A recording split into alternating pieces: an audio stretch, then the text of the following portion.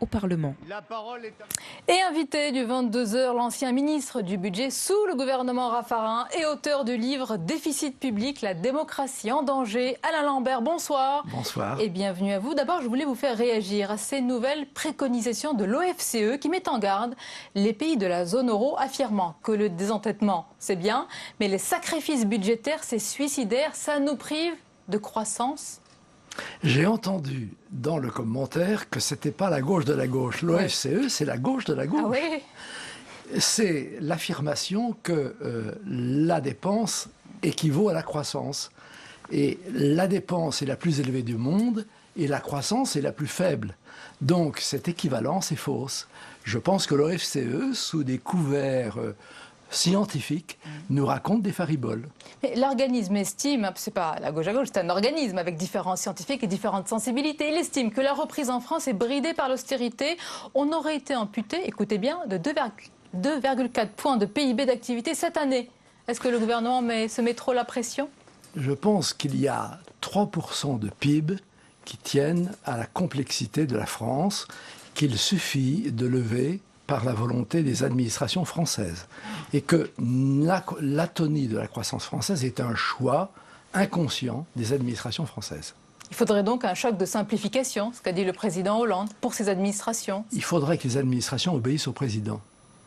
Ce n'est pas encore le cas. Ça serait un progrès pour la démocratie. Elles n'ont pas obéi à ce président, ni au précédent d'ailleurs. Elles n'obéissent à aucun gouvernement, à aucun président. Alors dans votre livre, Alain Lambert, vous dites, attention, on danse sur un volcan compte tenu de la situation de nos finances publiques, mais pourtant, dans les faits, et dites-moi si je me trompe, on est protégé par les marchés financiers, on emprunte à un taux qui est très faible, il n'y a pas de signaux d'alerte. Pourquoi vous nous faites peur ?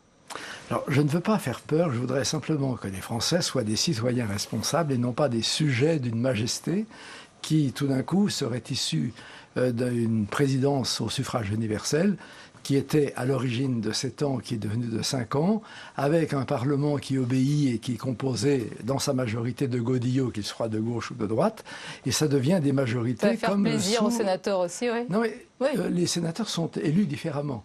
Ils ne sont pas élus dans le mois et demi qui suit l'élection présidentielle.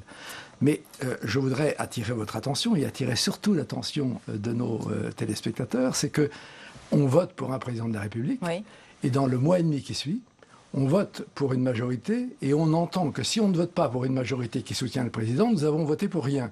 Ce qui veut dire que nous n'avons plus d'équilibre des pouvoirs. Donc vous voulez remettre en cause l'élection au suffrage? C'est bien universel. Ça? Universel. Et je voudrais au moins dans un premier temps que nous renforcions les pouvoirs du Premier ministre. Parce qu'il ne vous aura pas échappé que la montée en puissance, on pourrait dire la monarchisation de la présidence de la République française, a eu comme accompagnement l'affaiblissement de la fonction du Premier ministre. Voilà pour la fonction du président et du Premier ministre, mais je reviens à ma question et à l'économie. Est-ce que vous ne nous faites pas peur alors que, je le répète, les marchés financiers, eh bien, on est protégé, il n'y a pas de signaux d'alerte? Alors nous avons un paratonnerre formidable qui s'appelle l'euro, que nous critiquons d'ailleurs, mais qui est néanmoins un paratonnerre formidable parce que le taux d'intérêt qui nous est facturé est celui de l'Allemagne, laquelle Allemagne a fait toutes les réformes structurelles que vous connaissez. Et donc nous bénéficions de ce paratonnerre, sauf que l'Allemagne nous offre une métaphore qui est très importante, c'est que nous pensions que l'Allemagne était divisée en deux et que le mur de Berlin ne s'écroulerait jamais. S'écroulerait, jamais. Et il a suffi d'une nuit pour qu'il en soit ainsi. Et le jour où le mur de Berlin qui protège sur le plan des taux d'intérêt la France s'écroulera, alors la France ne pourra plus faire face à ses engagements. Vous dites, donc vous tirez la sonnette d'alarme, d'accord, mais s'il ne se passe rien, si ce sursaut que vous appelez de vos voeux ne vient pas, quel est le risque? Est-ce que comme la Grèce, la Troïka va venir prendre en main les affaires de la France? C'est ce qui s'est passé sous la 4e République. On a pensé que c'était les parachutistes d'Alger qui avaient changé la République. Dans la réalité, le FMI venait au secours de la France. Nous ne sommes pas dans cette situation. Et mon livre est un livre d'espoir. Et c'est totalement un livre d'espoir. Il est quand même alarmiste. Il ne dépend que des Français. Il y a un tableau sombre, Alain Lambert. Il ne dépend que des Français. Est-ce que les Français veulent être assis à l'arrière d'une voiture en laissant conduire n'importe comment, dans n'importe quelle condition, ou est-ce qu'ils souhaitent prendre le volant de leur voiture. Certes, mais ce n'est pas les Français qui votent, enfin qui décident du budget et qui limitent ou pas l'endettement. C'est quand même les politiques, c'est de votre responsabilité, droite et gauche. Vous reconnaissez. Pourquoi commentez-vous, par exemple, le vote du budget qui n'a strictement aucun sens? C'est l'actualité. Oui, parce que précisément, je trouve que vous êtes de très très très bons porte-parole de la classe politique, qu'elle soit de gauche ou de droite. C'est-à-dire que le budget, le vote du budget, c'est une sorte de récréation annuelle, c'est une sorte, si vous voulez, de cérémonie un peu symbolique. Vous ne reprochez pas de le commenter quand vous étiez ministre du budget et que vous faisiez ce projet de loi des finances. Je vous disais d'ailleurs à l'époque que moi je voudrais le budget de la France et pas le budget de l'État. Le budget de l'État, c'est 35% des finances de la France. Et avec 35% de votre compte en banque, on ne résout pas le problème du ménage que vous formez. Ça, je vous le garantis, c'est sûr. Mais je reviens sur le budget, puisque vous en parlerez sûrement mieux que les médias et que nous. Le gouvernement défend becs et ongles son budget, affirmant que c'est un budget de croissance pour l'emploi. Vous, qui avez été l'artisan de nombreux projets de loi de finances, comment jugez-vous celui-ci? C'est quand même la colonne vertébrale, l'architecture d'une politique, un budget.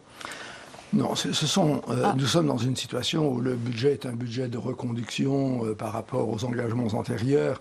Les gouvernements qui se succèdent les uns après les autres ne peuvent qu'entériner les décisions précédentes. Il ne vous aura pas échappé d'ailleurs qu'il y a des lois de programmation. Et si nous changeons les lois de programmation, ça veut dire à nos partenaires européens que nous changeons de politique.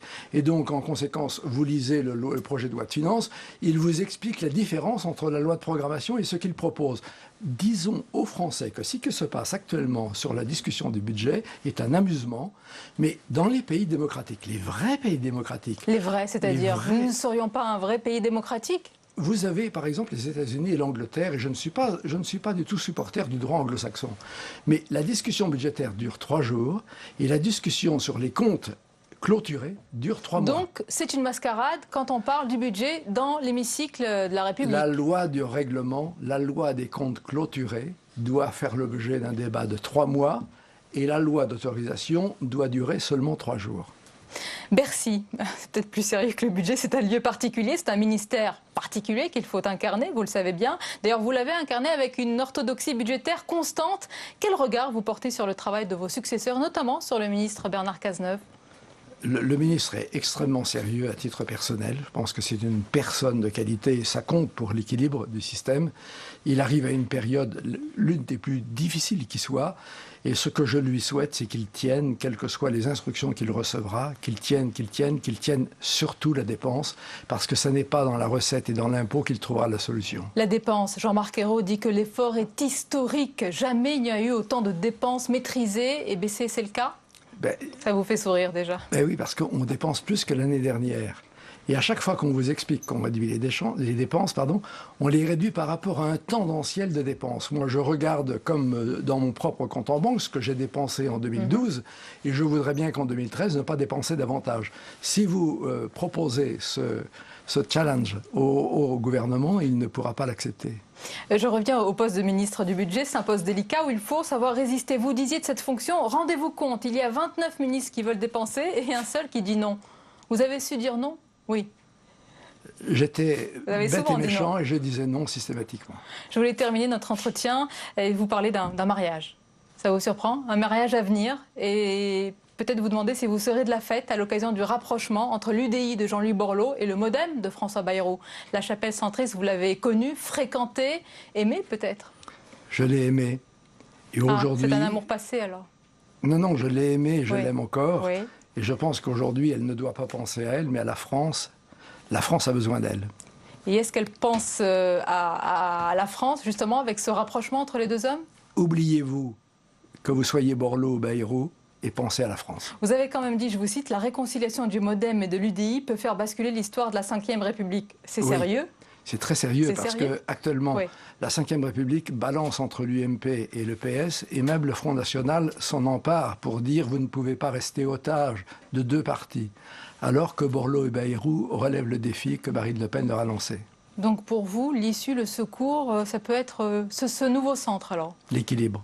L'équilibre, on verra ça. Merci beaucoup Alain Lambert d'avoir été notre invité. Je rappelle votre livre, Déficit public, la démocratie en danger. Juste une question, vous êtes venu avec votre iPad, vous êtes en train de tweeter là pendant notre entretien ? Parce que je sais que vous adorez ça. Vous m'avez interdit de le faire au début de Je la ne vous ai pas émission. interdit. Je vous ai dit restez concentrés sur notre entretien. Qu'allez-vous tweeter? Bonne émission. Merci à vous, merci d'avoir été notre invité. La suite du 22h dans un instant. Le club d'éditorialistes du mercredi soir. Mais d'abord, tout ce qui vous a échappé dans le reste de l'actualité, c'est le tour de l'info. Il est signé ce soir, Marie Lebon.